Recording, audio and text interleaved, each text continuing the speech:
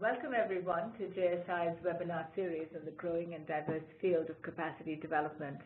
This is Kumkum Amin, your moderator. I'm an Associate Director in JSI's Boston International Group and the Director of the Capacity Development Center, a virtual center that serves as a resource for JSI staff as well as for the larger public health community. Today's webinar is the first in a series of 3 being planned for this year. Our topic today is connecting organizational and technical capacity, and the expert presenters are Barbara Durr, JSI's Regional Advisor based in Nairobi, Kenya, and Mary Muia, Director of Organizational Development at NOPE, the National Organization of Peer Educators, a vibrant Kenyan NGO. The second webinar, scheduled for Thursday, November 13, will focus on grants and how grants can be leveraged to enhance organizational capacity. Our experts on this topic are Muia, Senior Capacity Development Advisor, and Deirdre Rogers, Senior Consultant. The third webinar will draw on JSI's capacity development experience in the United States.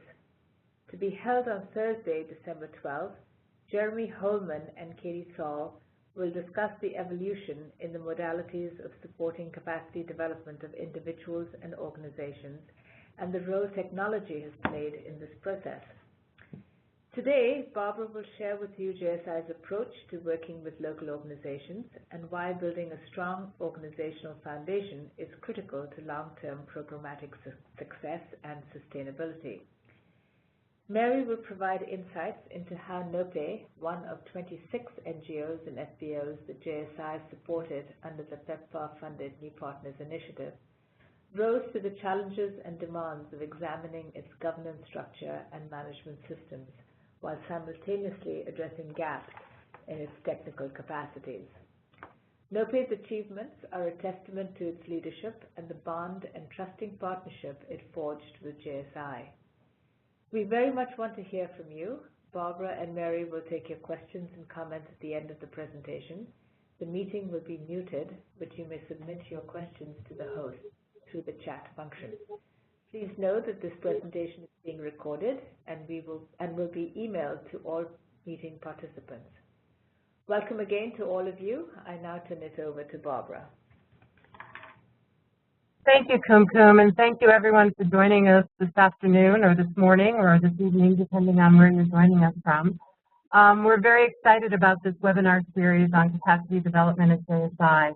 And to start off with, I would just like to ask you to look at your screen at the pyramid that we have, which we use to kind of help us think through our process of capacity building.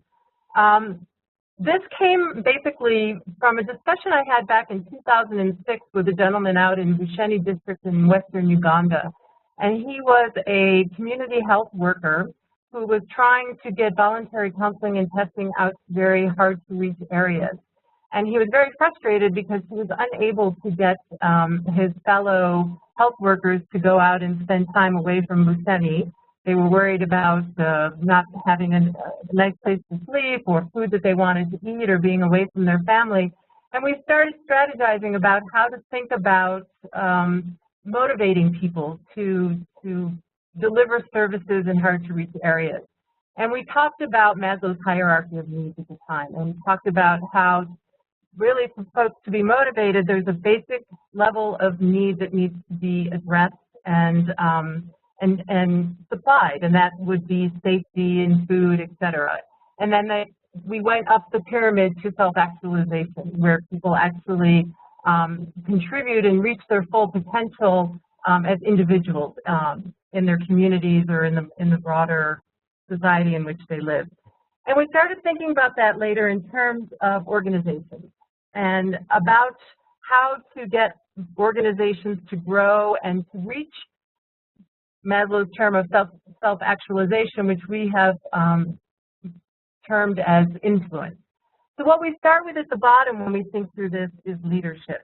One of the things that we're very keen on looking at is strengthening the leadership within an organization, and that is both the board, the management, the executive director, the vision, the drive of the organization. The systems are very important within the organizations to clarify the roles and responsibilities and ensure that there's some transparency in the way that the organization is running itself. Clearly, one needs to have programs that are designed to meet the needs, the health needs in the communities in which the organizations are working and it's responding to those needs. And finally, as I mentioned earlier, to get a place at the table, organizations need to have influence, whether with the government, within their societies, within the communities in which they're working, et cetera. So we'll come back to this pyramid, this way that JSI thinks about capacity building right now. We recognize that a lot of organizations have different ways of thinking through how to depict the capacity building in which they're involved. And this is just one way that helps us to guide our thinking. So what we'd like to do today is to talk about the connecting organizational and technical capacity that JSI has done over the past few years through the New Partners Initiative, that's the PEPFAR-funded program. We've got 4 parts to this presentation. We're going to talk about JSI's approach. As Kumkum mentioned earlier, Mary's going to talk about one of the MCI partners' experience in building their capacity over time. Some of the challenges that we encountered in the work that we did under the New Partners Initiative and the other work that JSI has done over the years, and lessons learned through the collaboration that we've had with these organizations. So JSI's approach.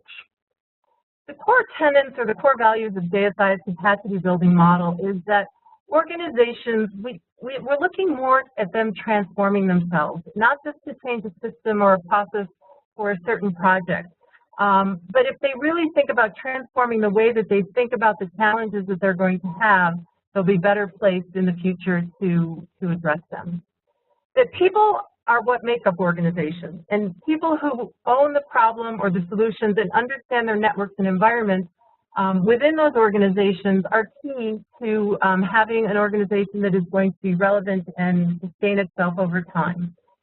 And finally, the challenges can be met with strategies, with tools, with commitment, and also one thing that we think that is very important to bring in capacity development is a willingness to take risks, to do things differently, to not say, well, we've never done it that way before, therefore we're not going to try. So we really try to push organizations to think a little bit outside of what their normal comfort zone would be. The core values that we used as a staff when working together and what we hope to demonstrate and to model for the organizations is that in any relationship, whether it's JSI with the organizations with which we work or the organizations in their communities, is to have respectful partnerships. And those partnerships need to be based on trust. That was really key and fundamental to the way that we addressed our work. Secondly, we wanted to make sure that we maintain flexibility in working with our partners. We did not have a cookie-cutter approach, a one-size-fits-all approach. We certainly had, as most organizations do, tools and methodologies and a lot of experience in working with organizations, but we didn't want to come in and say, okay, you're going to follow 1 through 10 and that's how you're going to build your capacity. We really wanted to look at their needs and focus in on what they needed. Thirdly, we recognized it was critical to build on the existing capacity of each organization, that these organizations did not come without significant experience and significant knowledge that we wanted to learn with and from them as we work together. We wanted to ensure that organizations could share the capacity and experience between and among themselves, and also to the larger community. So we worked with organizations to present their work at conferences and other things, so that they could share their capacity building experience and engage in the conversation. We also were very much wanting to solicit continuous feedback from our organizations, and we did this both formally and informally. Phone calls, those kinds of things, but also halfway through our program we did a client satisfaction survey and refocused and stepped up our game a bit based on the feedback that we received from the organization. And one critical point with this was that In doing that, we had 4 of our organizations say that was a really wonderful exercise. We didn't think that you guys are the experts and you said you really wanted to know what wasn't working well. Could you help us do client satisfaction surveys for our communities in which we're working, which was a wonderful capacity building experience we had with these organizations. We also always wanted to focus on quality and innovation, and we didn't, as I said earlier, we wanted organizations to take some risks, to do things differently, to try different things, and to ensure that they were delivering a quality product to the communities in which they were working. JSI's overall approach was the first thing that we did in our capacity building approach was to build the partnership rapport, as we mentioned earlier, trust and respect within the relationship. So with the MPI program, these were organizations which did not know. They were chosen by the U.S. government, and we started by engaging in conversations, reading their website, talking to others who worked with them to find out as much as we could about the organizations and demonstrate an interest in what they were doing. We had tools, and there are a lot of organizational capacity assessment tools out there, and we recognize that. We developed one that we thought would work well for the work that we wanted to do. It is one of many, and we'll be talking about that a little bit later on. We also, about a year and a half into the program, decided or a need for technical capacity assessment tools. And this was looking beyond the management and the governance and human resource aspects of organizational capacity assessment, but really looking at the technical standards that programs were using or organizations were using in delivering services. When we were delivering the organizational capacity assessment, we had 7 areas, 7 domains, some of which I've already mentioned: human resources, program management, governance, financial management, etc. And we ultimately developed 13 technical areas, 5 of which in HIV and AIDS, and others in other health areas that the organizations wanted us to assist with.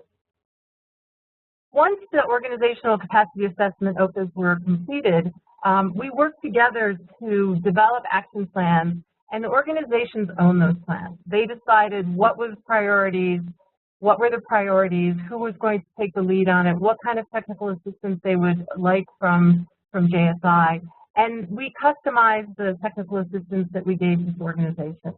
We also saw some common denominators among organizations after we did a number of these, that most of the organizations were struggling with certain aspects in financial management or in monitoring and evaluation systems, and so we addressed those through group trainings, etc.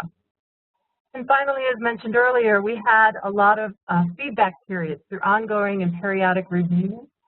We would look at the action plans on a monthly basis with the organization, often over the phone, but we would also be doing visits to the organizations, find out what was, where they were stuck, where things needed to be looked at again or redesigned, performance indicators of how the organizations were doing on their action plans and where they wanted to be as institutions, and then evaluation. What I'd like to do now is to turn over to the real expert here, which is Mary. As Kum mentioned, NOPE, the National Organization of Peer Educators, was one of the MCI partners with which JSI worked, and she's going to discuss her experience building capacity through this program. Mary? Thank you very much, Barbara, and hello everyone out there. I think I wanted to share this picture before you that this is NOPE at the moment today. NOPE is a very vibrant, relevant organization whose systems have been strengthened and has been a very good capacity. Let me just up the following slide. NOPE was set up in the year 2000 in Kenya. And by that time, NOPE systems were actually not there. And NOPE was just a small organization implementing a small program within a USAID funded program. I want to say that at that point in time, we never had a filing system. We had very small staffing, that was about 3 people. But over the time, in the year 2009, NOPE was very lucky to be among the NPI partners, the 26 organizations Barbara has just talked about. And what was lucky for NOPE at that moment was that the systems were assessed, and from the gaps that were identified, a very clear plan of action was put in place by both NOPE team and the GSI team. And I would want to say that at the moment, NOPE is actually delivering capacity to the organizations that we are working with in our programs in Kenya. I just want to take us very back just a tiny bit and show the timeline in a way. In year one with the NPI partners, we did the initial OCA process and the technical assistance and the reviews that went with it. Somewhere between year one and year two, we realized that a lot of the organizations with which we were working, while technically doing work in the field, really hadn't been looking at their programs through the advanced guidance that was now available. We were working in HIV from strategic plans within the host governments in which they were working, through international standards that were out there for standard operating procedures.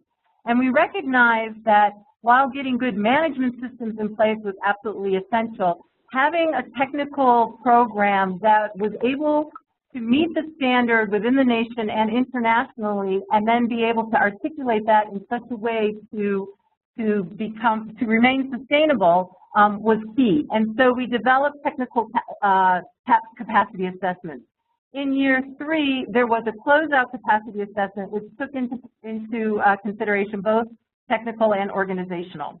You'll see over to the left-hand side of the screen that the sexual and other behavioral risk prevention is one of the technical capacities that we developed. I'm going to ask Mary to describe briefly one page of the OCA tool. Again, there are a lot of OCA tools out there. This is the one that we use, and she can just walk you through it so you have a visual of how it works for NOPE. Barbara, the OCA process was such a revolution for NOPE. And within this tool, I want to say that the GSI team actually shared the OCA tool with NOPE beforehand. That was a very critical step in the process because this meant that all the anxieties that came with the self-assessment and the scoring system was lowered down and was understood by everyone. We took time to understand which of the areas of discussions everyone was going to be engaged in, and that really prepared us very well to ensure that we own the process. If you look at the tool properly, it has 4 areas of scoring. And I want to say that those 4 areas, each one of them has a lot of discussions or raised a lot of discussions for the NOPE team.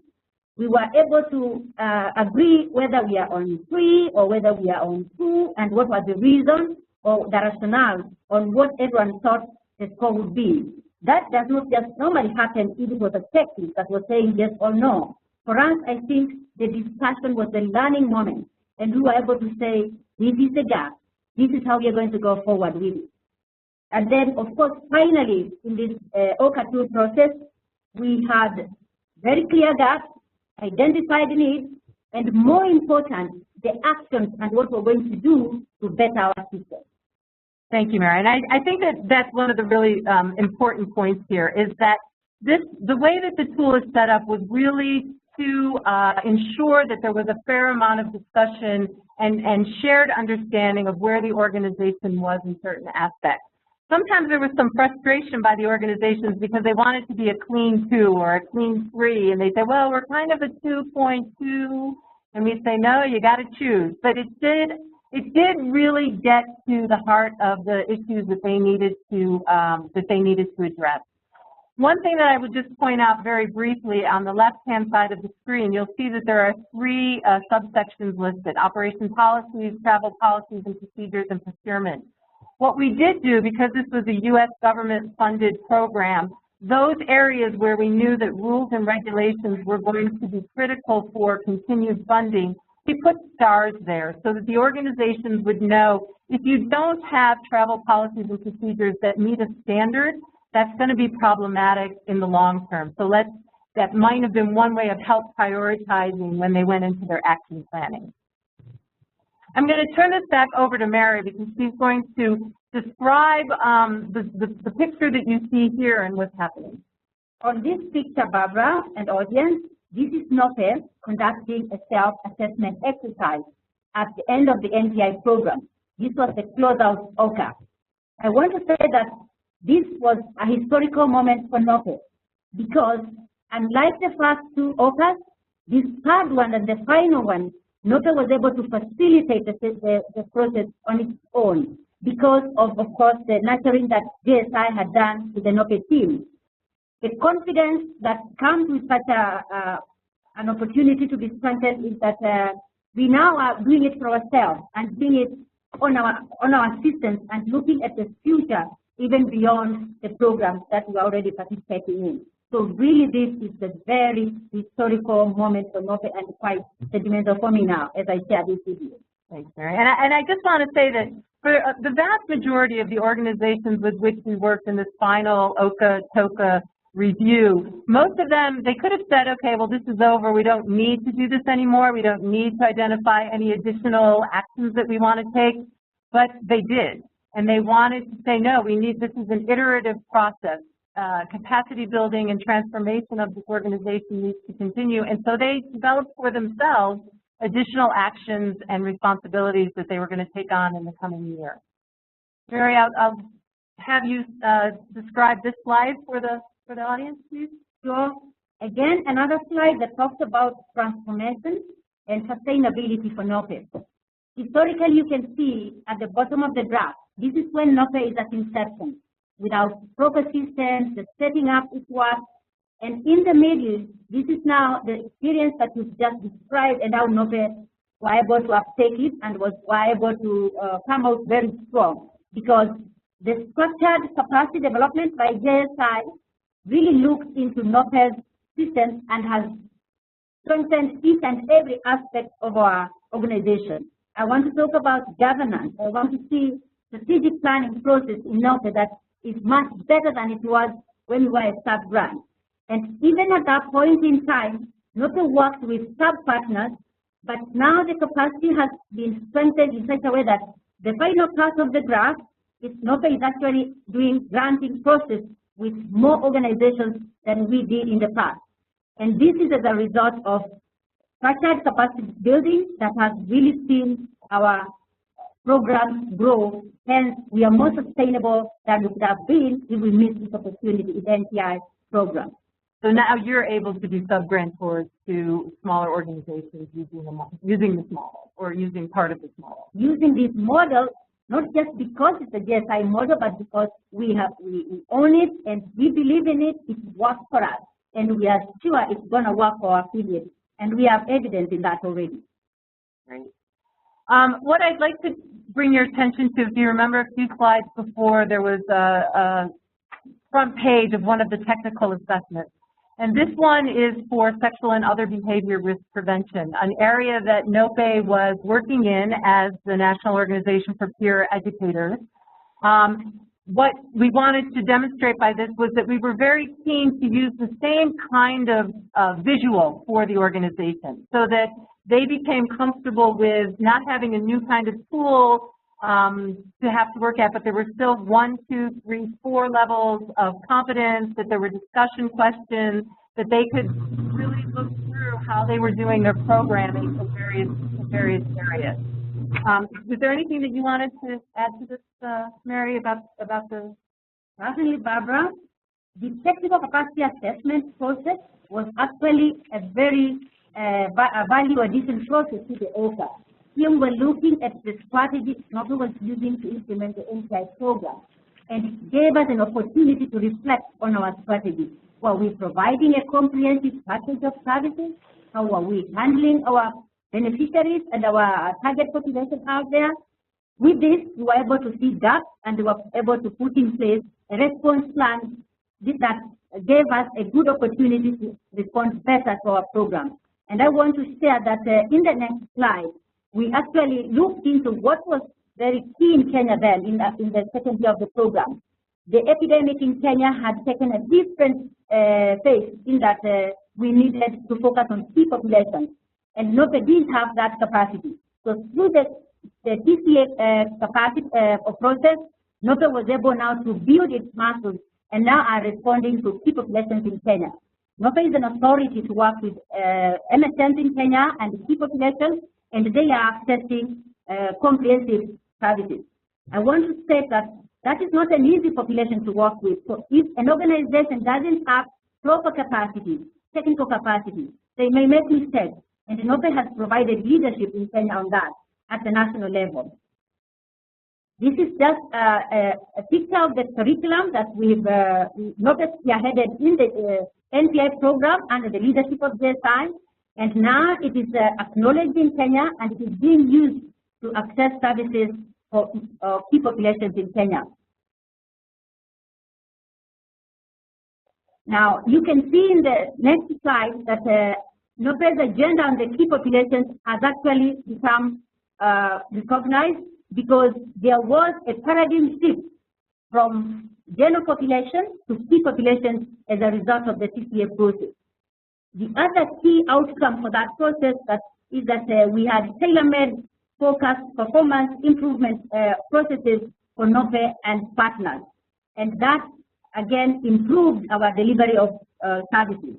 And of course, finally, the environment that we're working in has been influenced because of NOPE's work and advocacy for delivery of comprehensive health services for key populations in Kenya. Thank you, Mary. The third thing that we wanted to discuss briefly is some of the challenges that we found with this process. And so we have before you 4 key challenges that we found. The first one is time.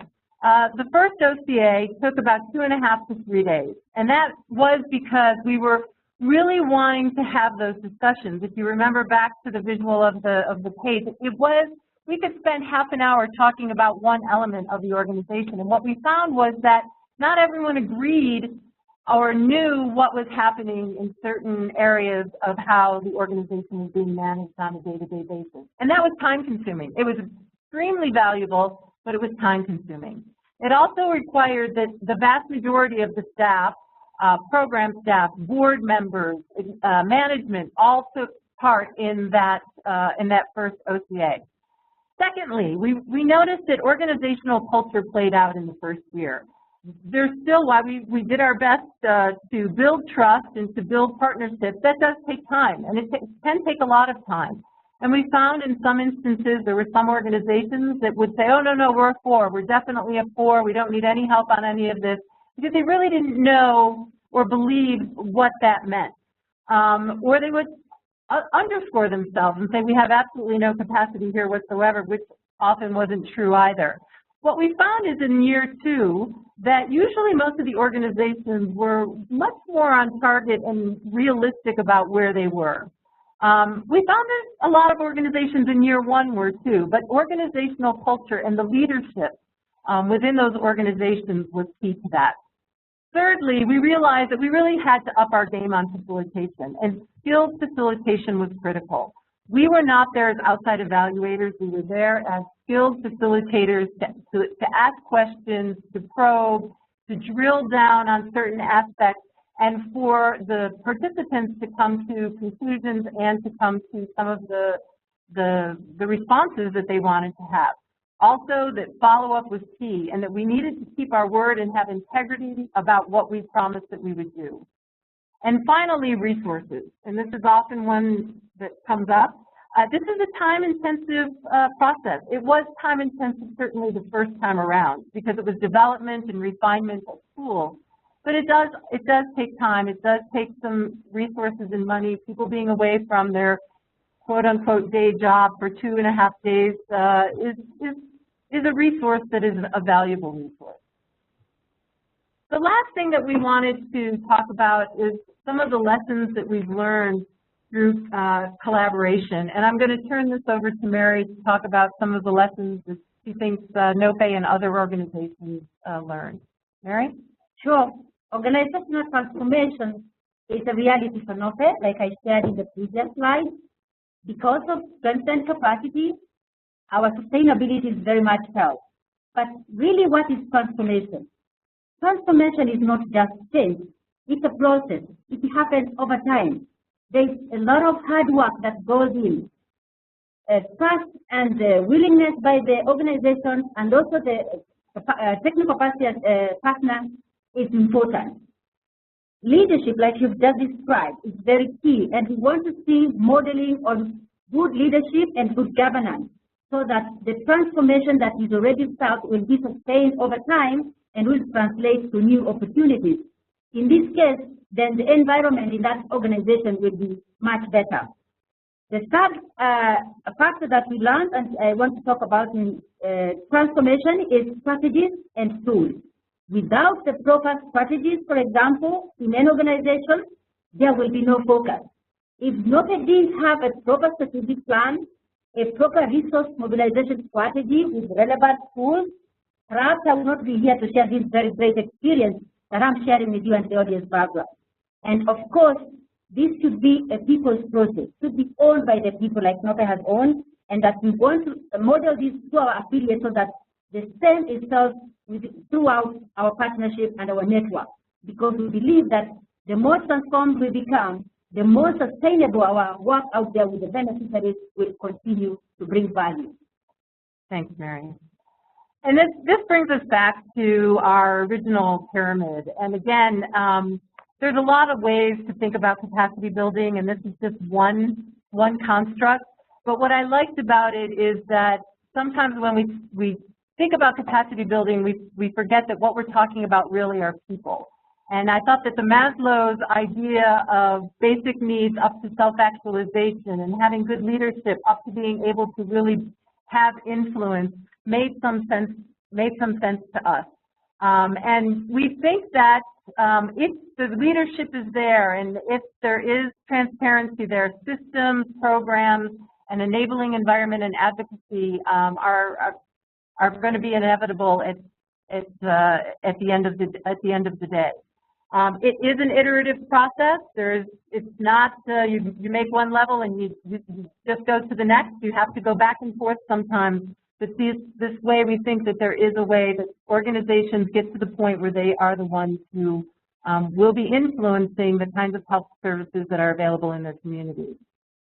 So with that, I would like to turn this back over to our moderator, Kum Kum, who I believe has a few questions for Mary or myself. Thank you very much. Okay. Thank you very much, Barbara and Mary, for this very illuminating presentation. Just want to add for all the listeners and viewers that these assessment tools have been constantly evolving, even from the days of NPI. And one of our partners, CBM USA, has taken these tools and made changes to it so that they are more relevant to mainstreaming people with disabilities. And so this is something that organizations are embracing and changing to meet their particular needs. We've received a few questions, and just as a reminder, please type your questions into the chat function. I will read the questions out for Barbara and Mary. So just to get started, the first question is from Walter Mukwana, and he writes to say that I would like to know how NOPE continued capacity development after JSI's exit. Mary, thank you very much, Barbara? Mary? I think that one's for Mary. Yes. Thank you very much. Yeah. Yes. I think I would want to say that NOPE has had a very transformed outlook because of the strengthened systems. And like I pointed out in one of my slides, during the closeout OCA, NOPE still developed a very focused action plan with gaps that we identified that needed addressing even long after GSI had stopped or had closed their program. So what and how that has helped NOPE is that as a reference to the OCA process, which is annual now for NOFA, it's an annual event. We are able now to direct our needs to the next program, to the next donor that we come across. And lucky enough for us in Kenya, another program called Tenets was just around the corner while NCI program was ending. And because of our opportunity to have experienced capacity building, we were very happy to apply, and we got enrolled to that program, and sort of have continued our transition from where we were with JSI, and now we've really gone ahead to receive more capacity, but more so have actually had an opportunity to deliver capacity to our affiliates. If you recall the slide that had the transformation and sustainability, I pointed out that currently NOFA is working with 7 affiliates, and it is in this new program where this demonstration of our capacity has been felt as a result of moving on even after GSI. So we're really happy to have participated with GSI. All right. Thank you. Well, sorry? Sorry, Barbara, were you going to ask respond as well? Well, I don't know if, one thing that I would say is that there were 5 organizations in Kenya that were NCI partners. And one of the things we did close to the end of the MCI program was bring these 5 organizations together and said, you know, you guys know each other, you speak the same language, you've got the same kinds of skills, you trust one another, you have a relationship, and why not continue to work together and address some possibilities that may be coming out there. And I'm happy to say that 3 out of those 5 organizations decided to go for an EU proposal and to do work together. And they are now working as 3 local organizations on a 2.5 million euro proposal. So there were a lot of ways where the collaboration continued, and I think, again, learning with and from one another was something that we tried to model, and I think something that the organizations, through their leadership, continue to do. Okay, great. The next question is from Malat, and the question is, how useful is it for the organizations to receive OCA on domains that were exclusively chosen by the U.S. government? Well, I don't know if I would say that there were domains exclusively chosen by the U.S. government. This was a U.S. government finance program in the beginning. But what we recognized was that, and so these things had to be in there for these organizations to continue to receive funding. That said, we realized that some organizations, like NOFA, were working with smaller organizations that might not have the same level of rigorous compliance needs. So we developed 3 OCAs in effect. We have one that is focused on U.S. government-funded organizations. We have one that is without the U.S. government rules and regulations, but it's just that's good business practice. Those things that wouldn't necessarily talk about a reg and give a number to it, but were good business practices. And then a third OCA that we developed that is a CSO OCA for smaller organizations that were not receiving large grants.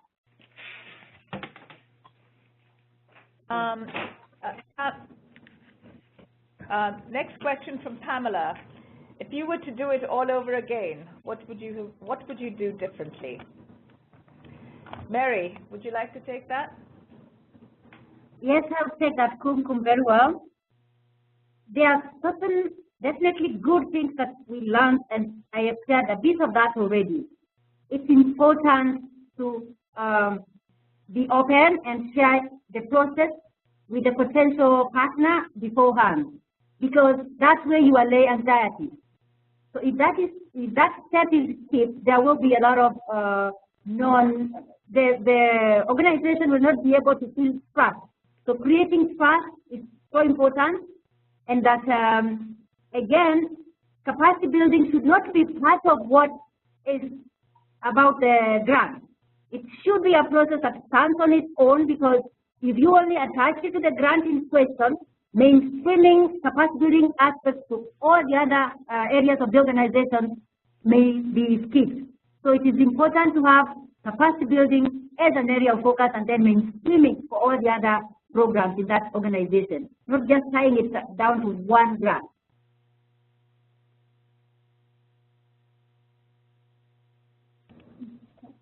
Barbara, from the TA provider's perspective, would you like to give a brief, sort of summary of what you would do differently? Well, a brief summary. I think,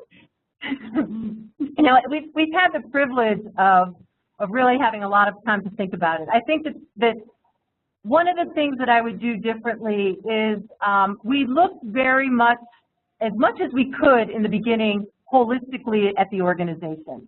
We didn't want to say, okay, we're going to stovepipe the MPI program and we're going to focus on what the MPI program needs are. But I don't think that was an initial out-of-the-box thought. I think it took us a couple months to get there, that really what we were looking at is the organization holistically. And what I mean by that, for example, is if we were going to do work on an M&E system, to really bring in the entire M&E team and talk about an M&E system, not for NPI or not for a certain project, but as an entity, as an organization, how do you want to run your M&E system? We got there, but it took us a little bit of time to get there.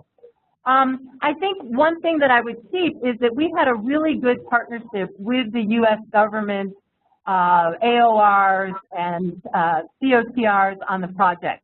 And there was a lot of back and forth on, new ideas, and we were lucky that a lot of the innovation that we were trying to go for was largely met enthusiastically. Not always, but largely met enthusiastically, and we had a lot of support.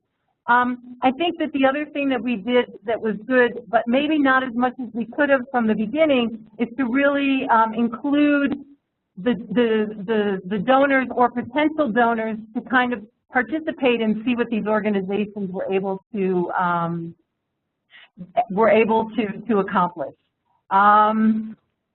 It's fast and furious. It was a lot of work, and the one thing I guess that really, this is going to sound kind of weird, but because we were working in so many different countries with so many different organizational cultures, I think with our staff, we might have had some discussion about that. About the different perspectives. We had largely a Ugandan staff, and I think we would have talked a lot more about some of the differences in organizational cultures from the different countries in which we were working.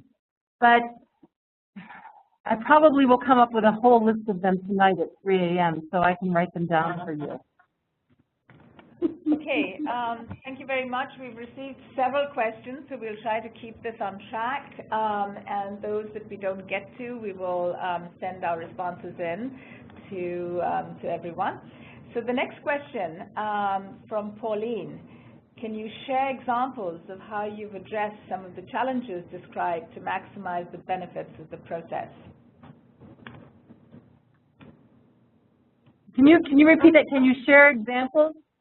Of how you've addressed some of the challenges described in order to maximize the benefits of the process, the capacity development process. How have those challenges been addressed?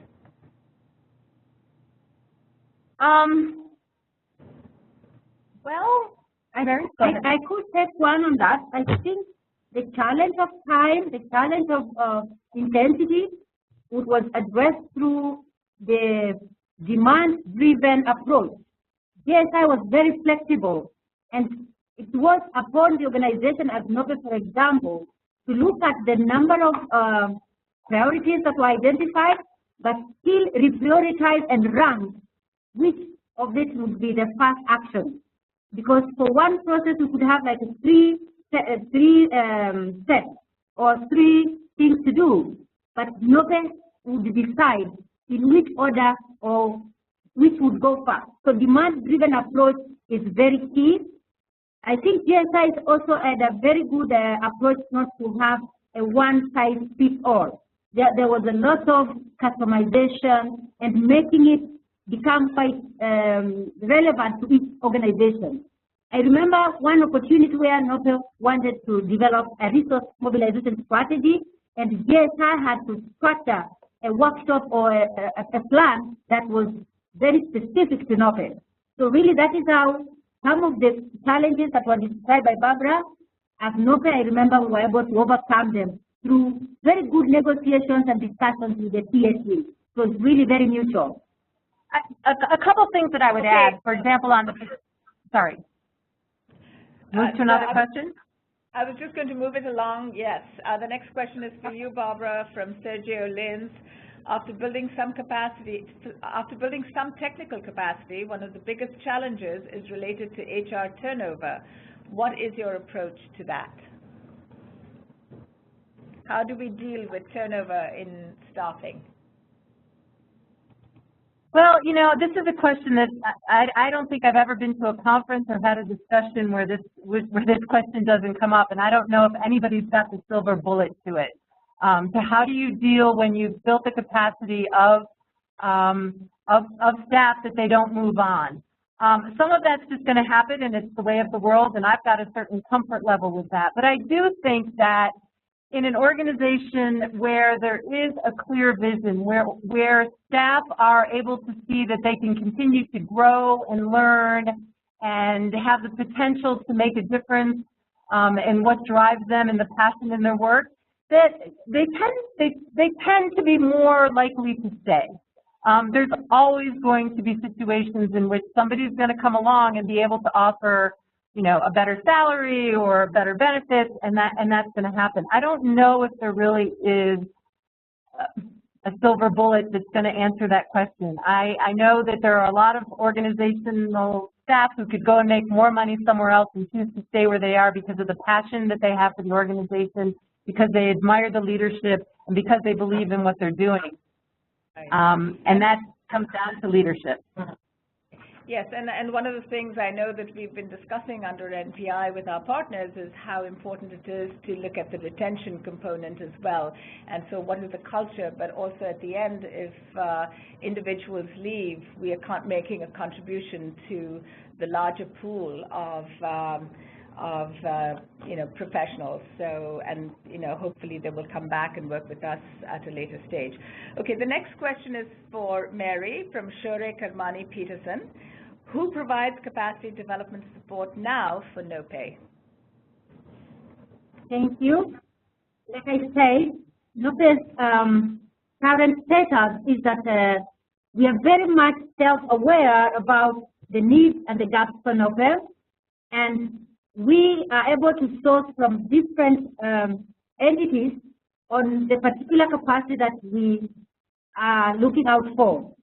So the mentorship has been ongoing, and a lot of it has, again, continued informally, even with the JSI advisor in Nairobi here, and that has really strengthened how NOPE moves forward. And looking at the Maslow's hierarchy of needs, we really, I would say that NOPE will not stop to source for capacity building technical support, because every year there is a different need that wasn't there the year before, because the environment has changed.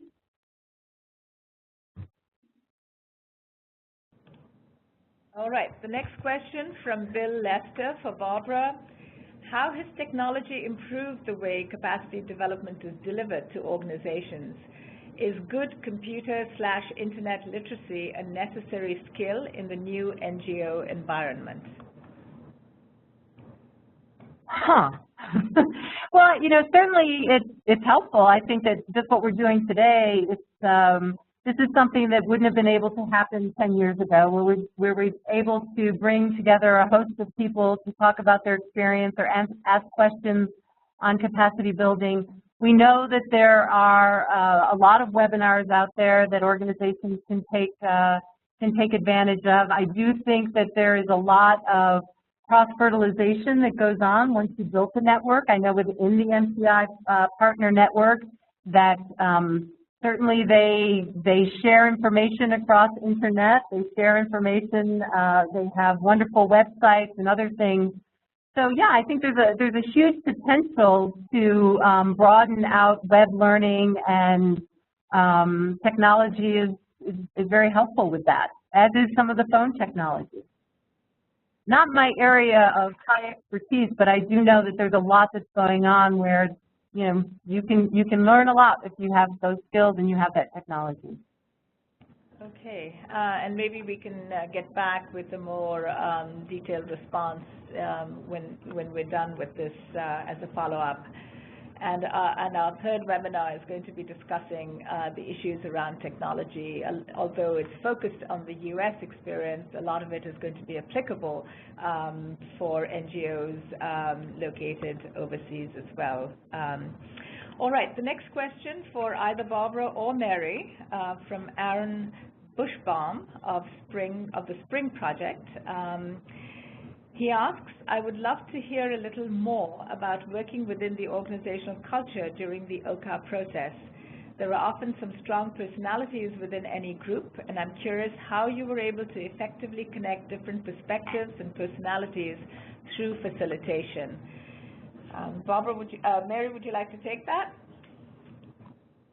Wasn't very clear. Kumkum, you went dead in the middle of the question. You'll have to repeat it, please. All right. I would love to hear a little more about working within the organizational culture during the OCA process. There are often some strong personalities within any group, and I'm curious how you were able to effectively connect different perspectives and personalities through facilitation. Thank you very much.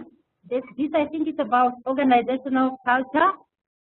There is, in NOPE, for example, we do have a very open culture, and there's a lot of trust all the way from management and to the rest of staff. And the OCA process was another opportunity that gave us a chance to openly reflect and discuss issues suddenly, particularly where we knew we were not doing well. So maintaining openness and trust among staff was a key factor for NOPE's culture. Even at the moment, as I speak, you would want to hear that a person in NOPE would walk into any of the director's office and point out to what system or what procedure needs change or needs to be addressed. So there is that open culture, and it has been maintained by the leadership. I do think if I could just add something, it's very true that sometimes you can have leaders within an organization who are very strong and who can sometimes block change or transformation. One of the things that we felt a need to do was to develop a senior management training, which was for the executive leader, it was for the finance officer, and it was for the deputy, to really talk about what were their management styles, what the different management styles mean, what were lines of authority, what does that mean for the staff. And it was a very interesting and I think very helpful way to kind of step back and look at management styles. We also did in Boston, we used the Harvard Business School as a training, the Harvard Business School model of case studies with executive directors and board members, and went through a host of scenarios of different challenges that an organization can face, and where, what are some of the strategies that one can use to address those challenges. So we tried to develop a couple of trainings or activities to get to that point. Okay. So this may have to be the last question, so we'll keep it short. The responses will be short. From Dermot O'Neill for Barbara, was there any work with boards that you did during capacity building on delegating and empowering the staff? What were the challenges to this? Was there any work, could you repeat that one more time, sorry? Sure. So was there any work that we did with boards during the capacity building process on delegating and empowering staff? And what were some of the challenges you faced in doing this? Board of Directors, yes. Okay, was there any work with the Board of Directors in empowering the staff? The delegation to staff, is that the question? Yeah. Yeah. Sometimes, I mean, we needed in some instances to do some work with boards and executive directors and senior staff to really discuss what were the lines of authority with the board and the management, and that was often greeted with interest and with appreciation. We recently just did something with a board in Uganda that had some questions about where its limits were and what weren't its limits. There are challenges with that, and it is critical that the board and the executive director understand, what their roles and responsibilities are. There's a lot that's been written out there. There's a lot that's been done, and I think that board retreats for that are critically important. Delegation beyond the executive director is the role of the executive director to look at that system, and the board certainly has oversight on the management structure. But I'm not sure I got right to the heart of the question, but I hope I answered it. Mary, did you have anything to add? I think you got it. Okay, thank you. All right. We may have time for one more quick question from Justine Karungi. To what extent did you engage local populations in needs assessment? And did you find any challenges in understanding and interpreting local norms and customs? Okay, Mary said she didn't hear it, so let me take a stab at this. One of the things that we did do, and one of the parts that is in the OCA, was to look at how organizations involve the communities in which they're working. We did work with a number of organizations to go on site visits and just to work with them on how that involvement took place. We also went with one of the things that we did when organizations were going to have their evaluations were do pre-evaluation exercises with them and go and talk to the community and do some exercises to see what does the community think. I guess one of the most important or powerful things that we did is when we did our client satisfaction survey at the end of year 2, and we really got both the good, the bad, and the ugly feedback from the organizations with which we were working. There were some criticisms of what we were doing. 4 organizations came up to us afterwards and said, you know what, you guys did this, and you guys are the big people who know how to do capacity development. Would you help us put together a structured way that we can involve the communities with which we work more so that we can ensure that we're meeting their needs? So while we were focusing largely on the organization itself, we were in the OCA and beyond constantly bringing up the communities and the families that the organizations were targeting. Okay. Thank you very much, Barbara and Mary, and thank you all for joining us. We will send you written responses to the questions that we didn't get to, and maybe even amplify some of the ones that we did get to, and look forward to having you all join us again on November 13th, when we'll be focusing on grants and how grants can be leveraged to enhance organizational capacity. So thank you again, and goodbye. Bye. Thank you for listening. Bye-bye, everyone.